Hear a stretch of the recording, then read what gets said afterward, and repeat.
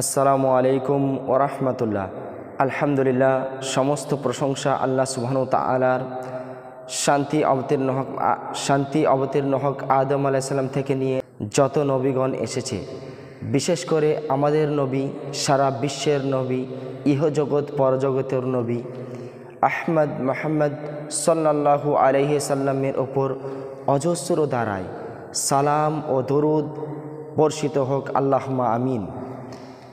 আপনাদের সামনে মুসনাদে আহমদ হাদিস পেশ করব ইনশাআল্লাহুল আজিজ।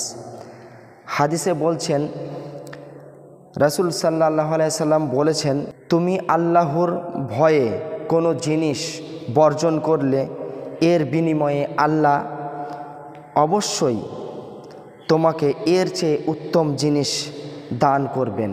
ইমাম আহমদ আল মুসনাদে আহমদ, হাদিস নাম্বার ৭৮। হাদিসটা অতীব গুরুত্বপূর্ণ হাদিস।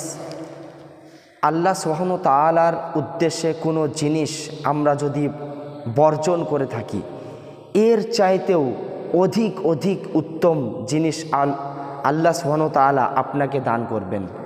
এটা আল্লাহর ওয়াদা।